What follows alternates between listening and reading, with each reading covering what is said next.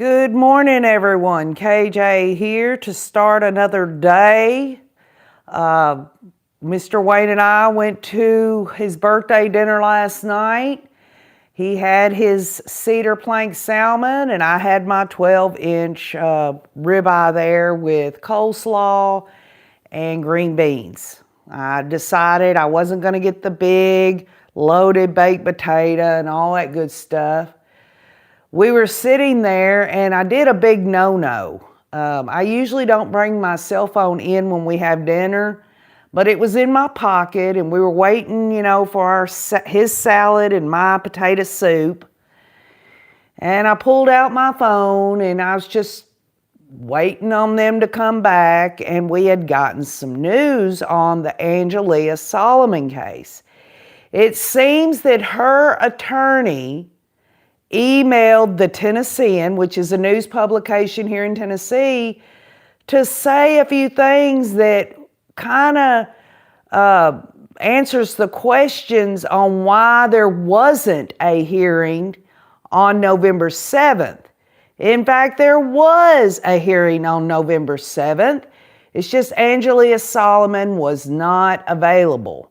We'll go into that, but folks, OKJ needs to talk to you today about hope. All right, hope. We know that word, don't we? I need to talk about this. It's on my mind. I try to get silly with y'all with Wayne's birthday and try to bring a few smiles and all this and that. Yet OKJ has had a real issue with hope lately.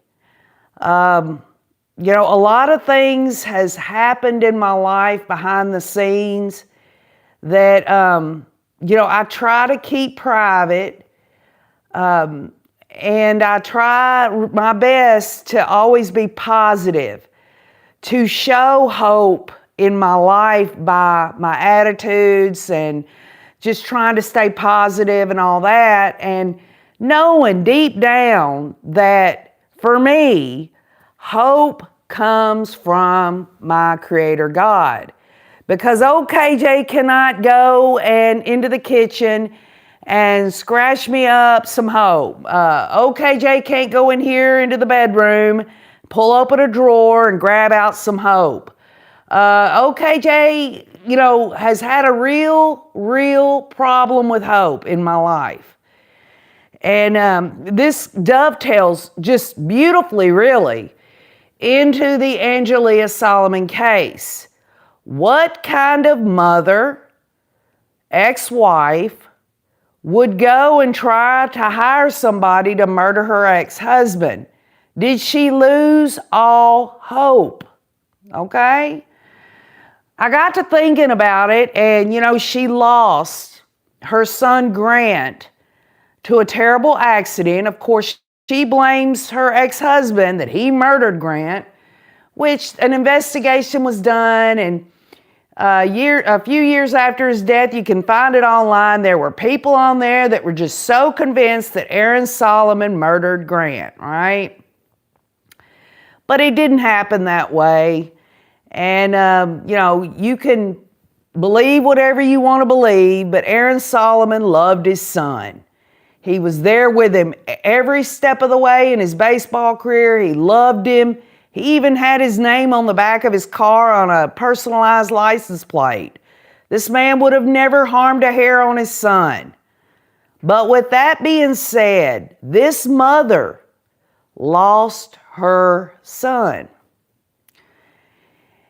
And then, as it would always seem to come together, I received a letter from one of you. I won't name names, they're private, but this person knows who you are, who has a son now who's fighting cancer.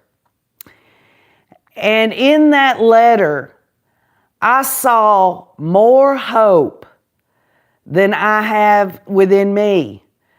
To know that you would have a son who is battling cancer and yet is still able to say positive and wonderful and sincere things about her life, about her son, and even to spread some support my way in the midst of all of that.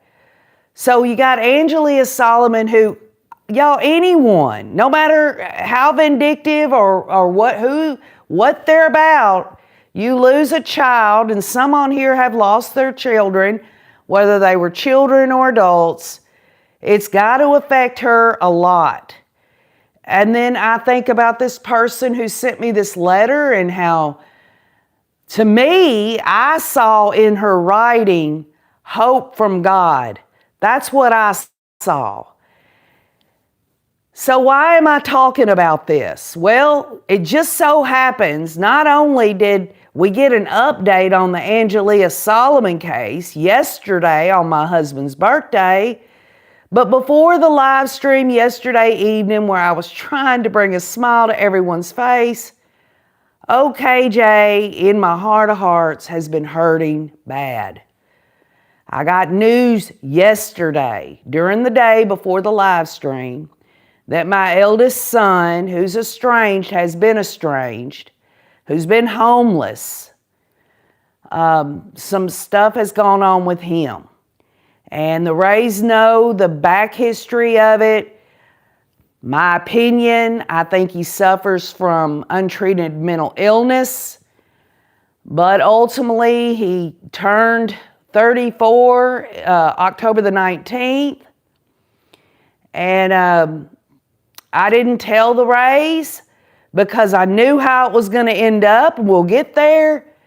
That just a few months back, he ended up going to my ex-husband's house and staying there. When I got the news that after all this time, I didn't know whether he was dead or alive. I knew he was homeless, living out with a bunch of homeless people in woods somewhere in another county. When I heard the news that he was staying with my ex, my heart felt so much better to know he was alive. But this part of me said, oh my goodness, this is not going to be good all over again. So he stayed there for a couple of months and he did real good. But from the get-go, I was so ashamed of myself as a mother in that I knew that as soon as he got comfortable there, then something bad would happen. Over the last 12, 13 years, my estranged son, my eldest son, has shit all over every family member he can, even though everyone's tried to help him. Every possible avenue of helping him, whether it's a place to live, whether it's a car to drive, whether it's get him out of his legal issues, whether it's trying to get him help through recovery, and on and on and on. He has absolutely destroyed people. And I don't know why. I don't know why, other than to say that I probably should have looked at him closer before he turned 18 to think maybe he needed some help, but he graduated high school, topping his class and everything else. And when he turned 18, OKJ could not do anything about him. He was an adult. And the sickness and the misery began. For a long time, I had hope. A long time I had hope that he would turn things around, that things would be okay. He'd get out here, live that way, decide, hey, I don't want to be in this anymore. And I prayed and I prayed and I prayed.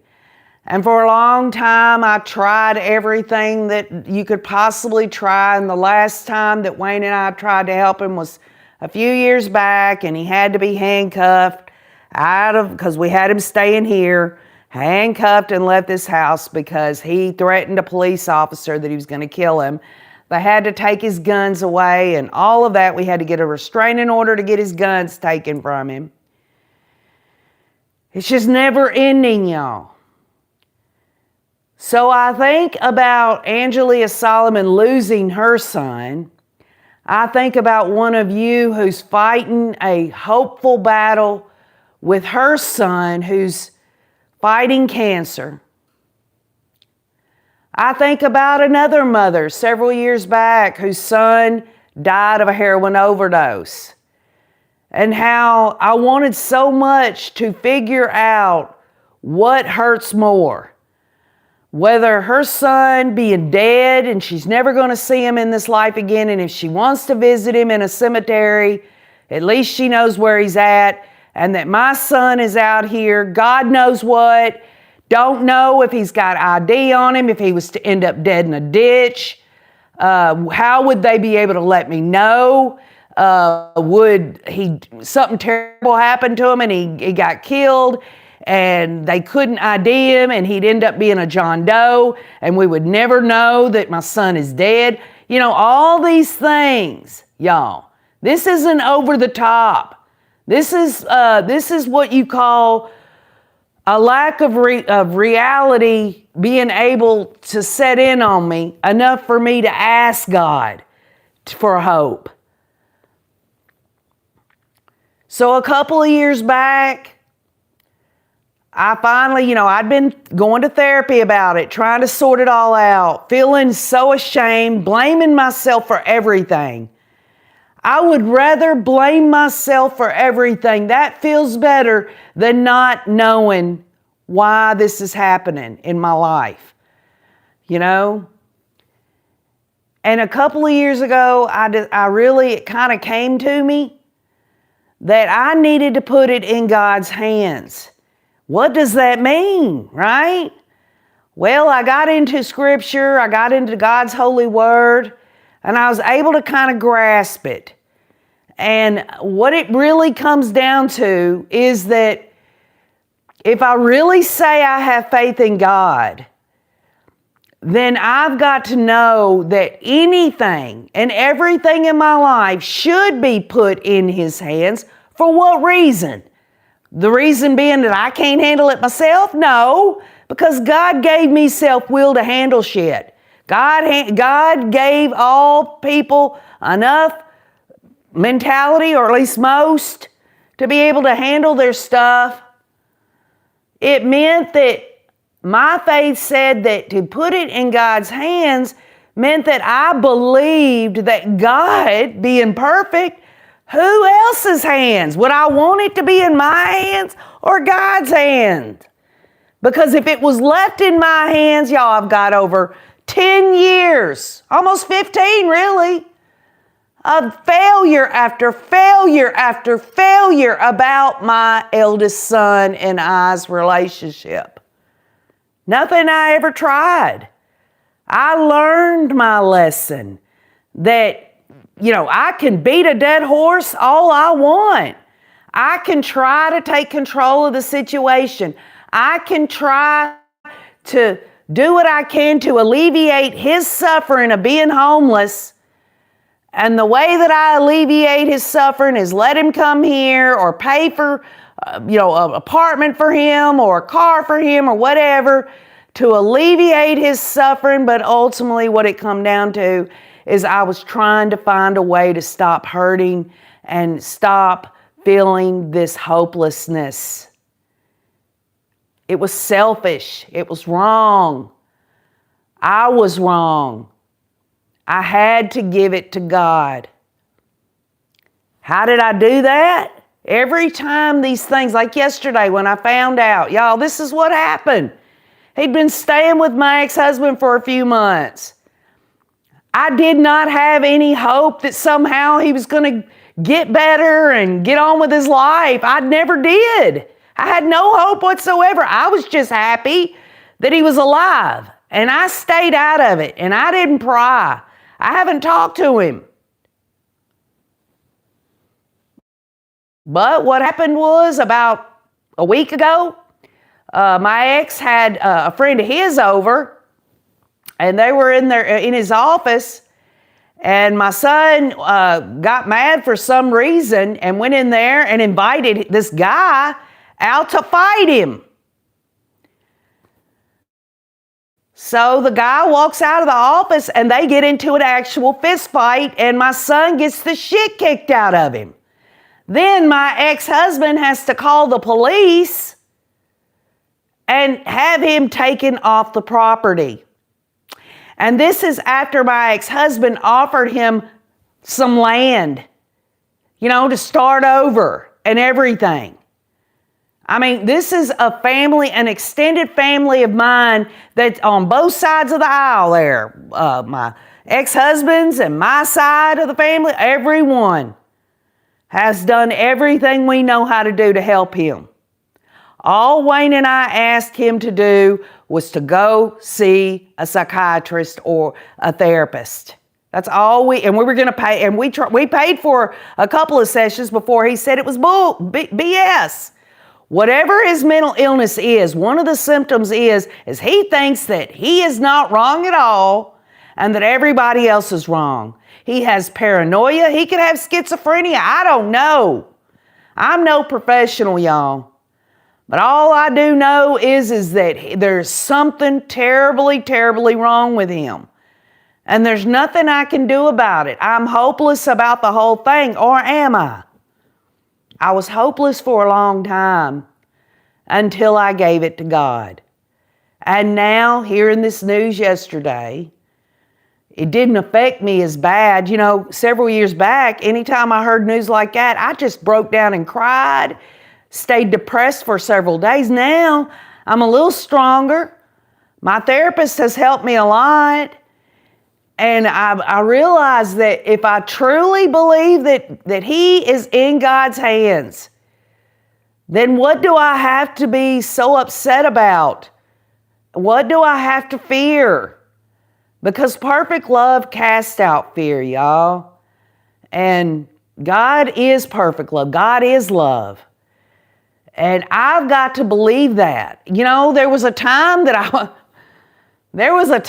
it was like, okay, the reason that God's allowing this to happen is because, if he was with us or with a family member where he was safe or whatever, that God saw that something terrible was going to happen, and so that's why God keeps him away from us. That just that kind of crazy thinking. Anything but the truth of the matter. And the truth of the matter is when I became hopeless and had no hope about my eldest son, I would not allow God's hands to wrap an embrace around him. God can't make my son do anything. My son's got to reach back. It's not following God unless you let God go first, right?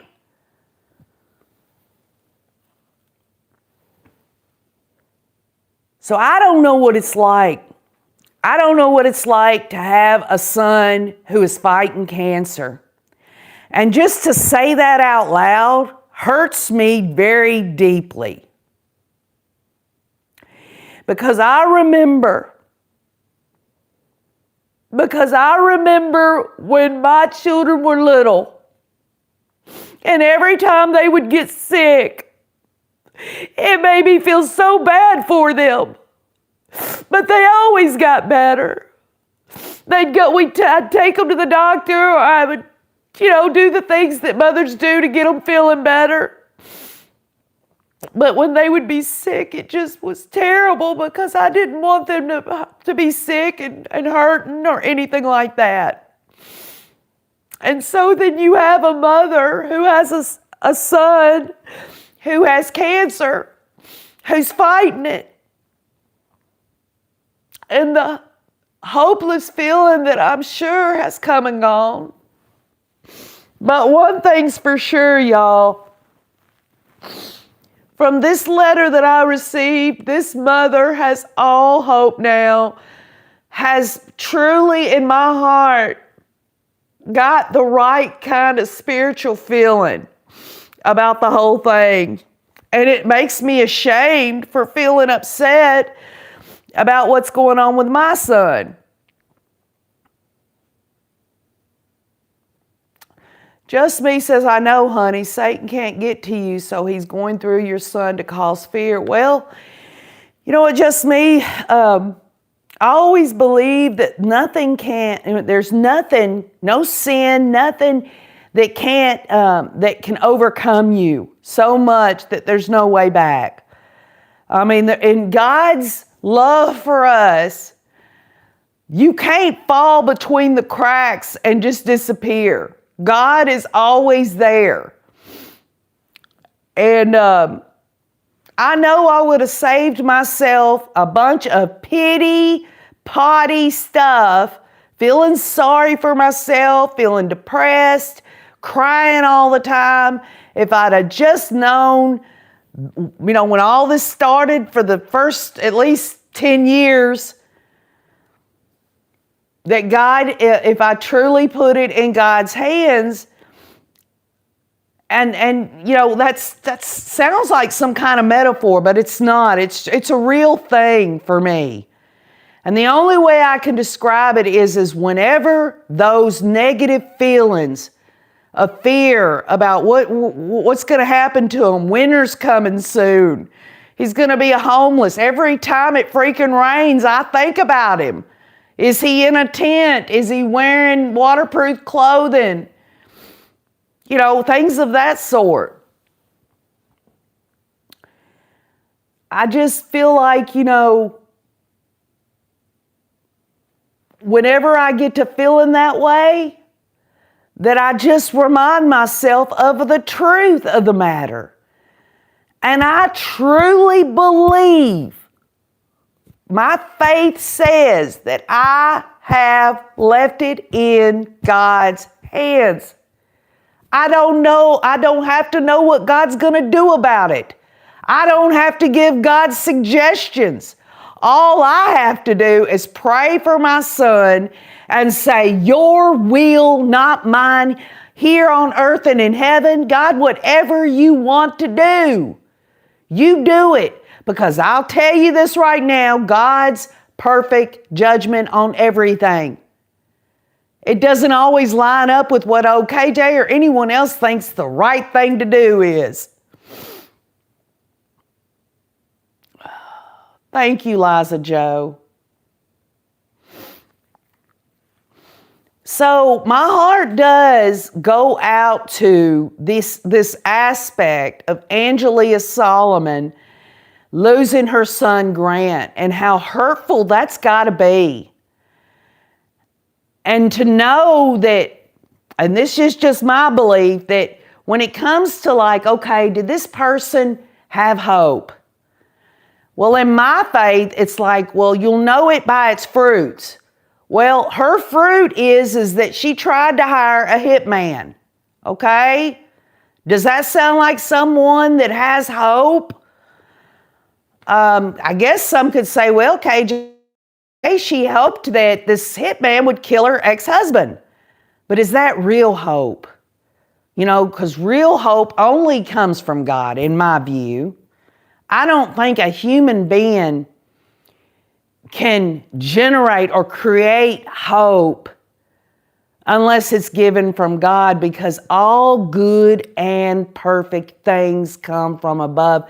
And y'all, that is hope. Hope. It goes hand in hand with faith. Candace Parr says, leaving it up to God is the hardest thing for mamas. Yeah, exactly. Because, y'all, being a mother, and most of y'all are mothers, grandmothers, great-grandmothers, maybe a couple of fathers and grandfathers on here. We've been equipped to be parents when we had our children, especially mothers. To me, a mother's love is eternal. It's so powerful. Nothing like God's love. God's love is the pinnacle. God's love is what I can't even tell you. That's how perfect God. We don't even know what perfect is here on this earth. That's my faith and belief. But if you have to put a word for it, a mother's love is just eternal to me. And is so special. And we've seen time and time again through the crime genre community, mothers that would do unspeakable, terrible things. So we know that it's not something that's a monopoly, that all mothers are going to be loving and protective and all that. But I want to say this before we move forward, and that is this person that sent me the letter about her son having cancer. I want you to know that I am going to pray diligently for God's will in your son and your life. And that I am so very thankful that you sent that letter to me and you were sincere, and just the feeling behind what you were saying meant everything to me. It came along at a really good time. That's usually how it ends up with old KJ. You know, nothing is a mistake and when it comes to my love of God and just, you know, people. And so even though I get on the live stream last night, make a damn ass of myself, trying to allow my husband to be, you know, feel special because he is special, just trying to do some silly stuff just to make him laugh and smile. After everything that we've been through, after everything he's tried to do for my eldest son, and the fact that we can't do it anymore. It's not conducive, it's not productive. All we can do is give it to God. If we have to give it to God on a daily basis, do that. Love Him from afar. Know that God is perfect. God will handle it. And that whatever the outcome, my dear friend whose son is suffering from cancer, that God's will is love and perfection. And we should not want anything more for our sons than what God wants for them.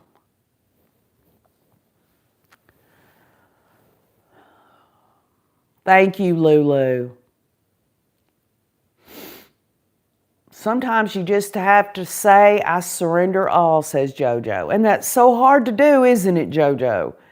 Because there's this line where, you know, you got self-will and God's will. And what really it comes down to is that we should try to do our best, at least I should, to really seek out God's will and try to look at Him and try to, what is God's will in my life? What is God's will in my life?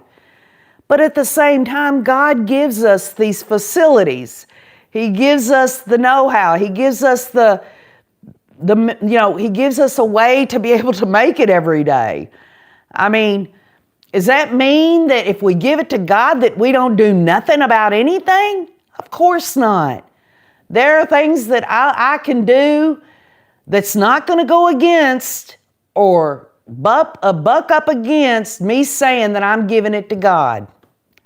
There are all kinds of things, namely praying and taking that deep spiritual breath in and out and saying, okay, this too shall pass. I mean, folks, you and I both know that right here in this moment, you've made it 100% of the time, and so have I. It might not be pretty. We might have all kinds of stuff going on in our life that's tearing us apart. But the fact that we've made it this far, it's a blessing. And it's so important for me to express that without hope in God, I don't know, just if somebody wants to explain to me what man's idea of hope is, and then we want to compare it to God's hope, which is you can find it described to a T, down to the last dot of an I and cross of a T in Holy Scripture. It's never going to measure up. And I want what's best for my son, no matter what he's done. And the best thing that I can do for him is give it to God. If it's just something I've got to learn, every time those bad feelings come in, I've got to just say that to myself, or I need to break down and pray about it, or read scripture, or whatever I can do to stay focused on giving it to God, because that is a sign of real, sincere faith. And without faith, you can forget it. You've got to have your own. Faith is something that we absolutely are in charge of. God doesn't give us faith. We have to, out of our own self-will, do that. Have that faith. That's our decision. And of course, for those on here that are atheists, agnostic, surely you can look past things that you don't agree with to look at the lesson in it. And that is to stay positive, because I respect and honor everyone, regardless of belief, non-belief, whatever you believe. You know that. You know how much I love and appreciate your presence here on this open channel.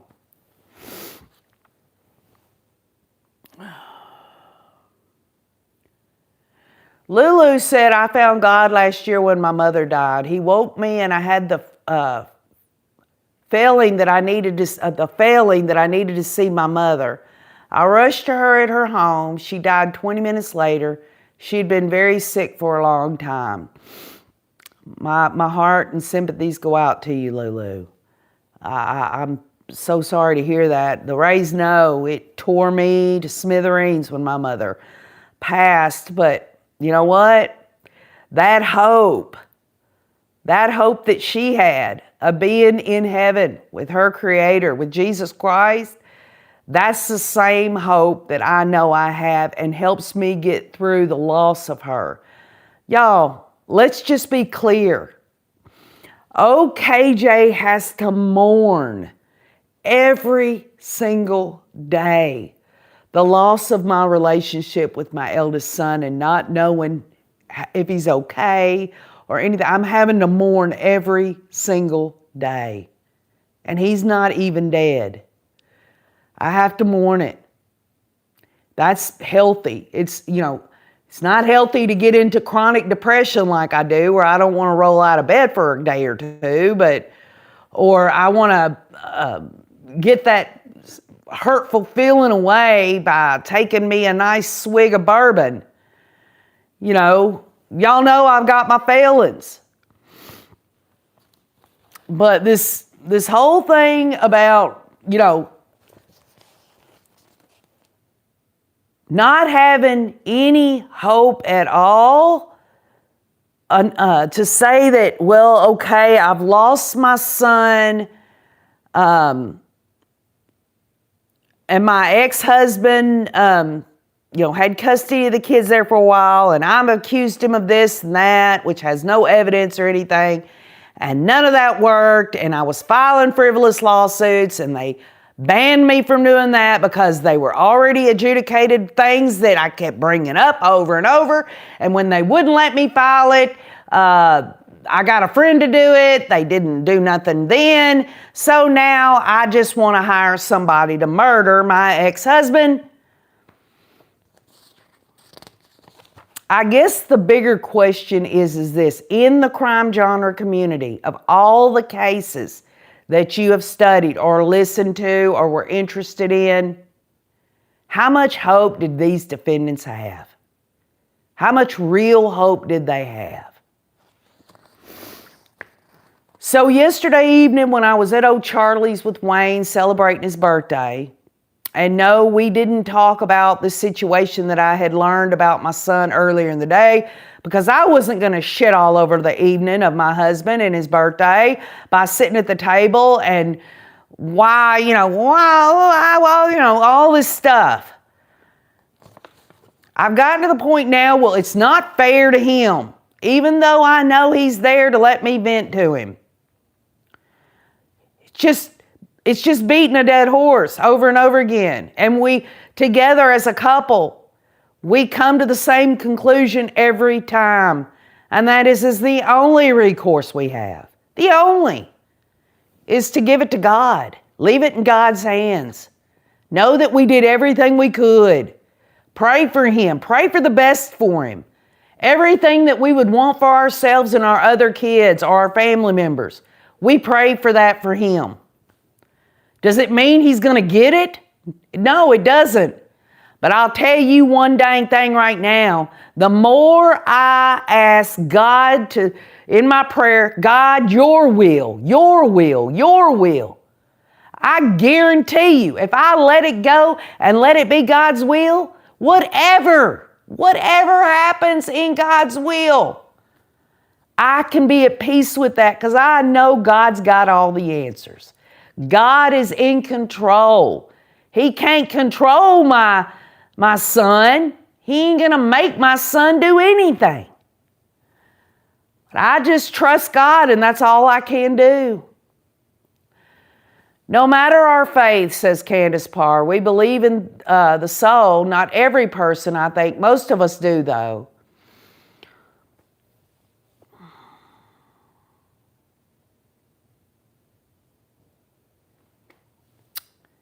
Who's Eric? Just me. My eldest son is Quinn. And then there's Andrew and there's CJ. Andrew's doing great. CJ's doing great. I don't know if you're talking to somebody else. Oh, the docket. You know what? I hadn't talked to him. Somebody had said a couple of live streams back that he got taken off of YouTube and he's on another platform. He's got my number. And I mean, I'm not going to bother him. So, I mean, if he wants to contact me, I don't know, maybe to say hi or whatever, I'd love for him to. I miss talking to him. I think he's a great guy. Oh, 1979 ACR says he's doing good, KJ. He's on Substack now. Well, would you please let him know that KJ said hello and that I've been thinking of him and all that because, he's a great guy. He's a really awesome guy.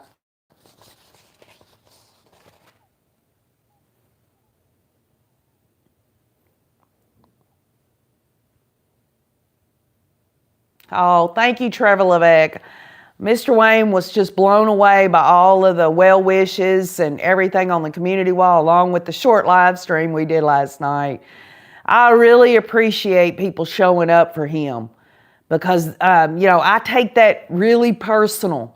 Nobody has to, but it just seems like after all these years that, everyone has got to know me and my family. I've shared everything that I can share. And I feel like we have this world inside of a world friendship.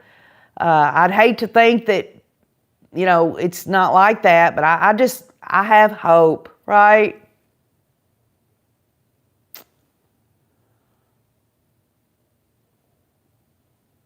Just Me says, I was glad to see him. Yeah, he's a good sport. He doesn't like doing those little skits with me, but, oh, that's okay, Trevor. It's okay. It's all right, Harley 62. It's no big deal. It's knowing that some showed up, that was fine with me. I won't forget the folk that was there. I won't forget what they've done to make my husband feel good on his 72-year birthday there. Hi, Roberta. Glad you're here. He is a sweetie, Harley 62. Now listen, we was sitting at the table last night at the restaurant when I did a big no-no and got on my phone. And what time was it? It was like little after 4 p.m. yesterday evening. That was right before we went online. I had no idea that the Tennessean was emailed by Angelia Solomon's attorney. A Franklin woman accused of trying to hire a hitman to kill her ex-husband is backing off plans to enter a plea agreement in court December 12th, her lawyers now say. In an email statement to the Tennessean November 12th, Angelia Solomon's attorney, J. Gregory Burleson, said he now planned to request a review hearing for December 12th instead of the previously discussed plea hearing. And y'all remember a few streams back, I'm like, y'all, November 7th, they're going to have another hearing, and it never happened. There was no coverage or anything like that, y'all. They actually had the hearing, but she wasn't there. Solomon was not present during her most recent court hearing on November 7th. So they did, but no one reported on it, y'all. But Burleson said during the proceedings that Angelia Solomon planned to enter a plea in December. All right? He originally asked for a December 5th court date, but because of a scheduling issue, the judge said at the time it needed to be done on a later date. It said Angelia Solomon's lawyers have not responded to press inquiries asking for details about any plea agreements that are under consideration. The court proceeding is currently listed as a plea hearing and is scheduled for 9 a.m. December 12th. Now, the original thing was, I guess the Tennessean held it or whatever because nobody reported on the November 7th thing. And during that, they were saying she was going to plead out, right? And I was like, why didn't this hearing happen? You know, did they get into plea negotiations and all that, which ended up being what was going on? Well, that was the news right there that wasn't reported, but then they turn around and say, well, now they've reconsidered it.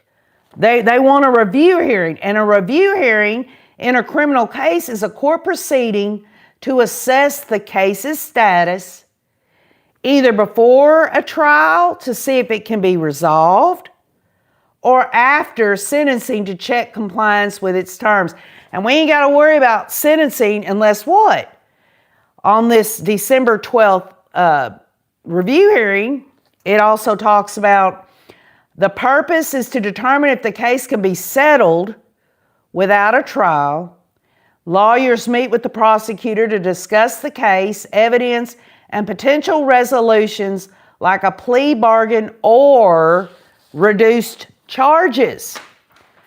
Now, the judge's role in this review hearing it's labeled as a plea hearing, but now the attorney has let the Tennessean know, no, it's not a plea hearing, even though it's listed like that. It's a review hearing. The judge's role may be hear pretrial motions, decide on evidence admissibility, and establish trial preparation deadlines.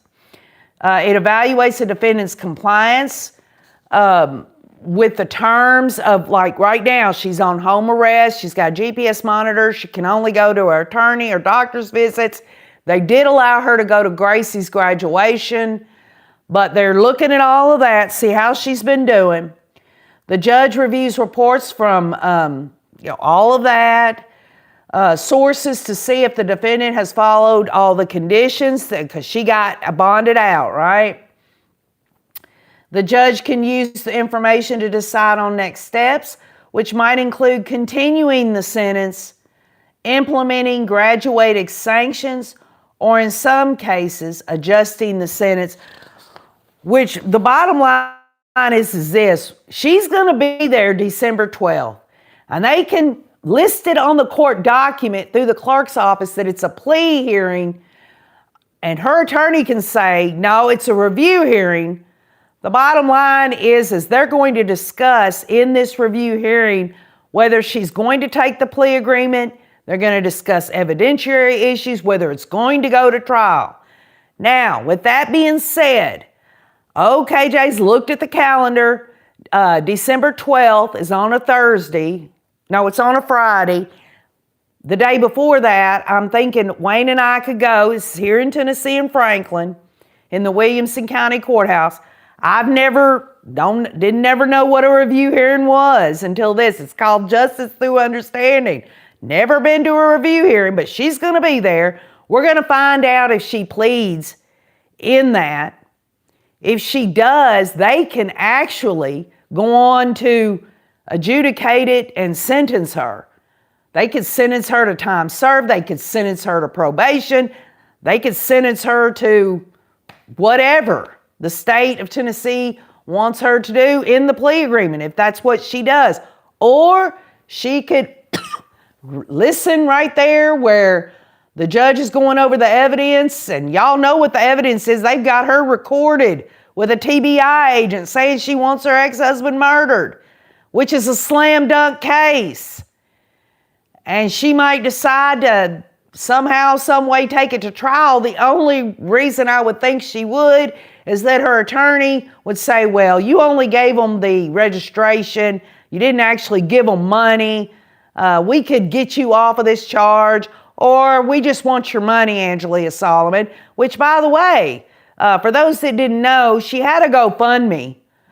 She had all kinds of money, and in the preliminary hearing, talking about her being indigent or not, she had over $100,000 worth of GoFundMe stuff.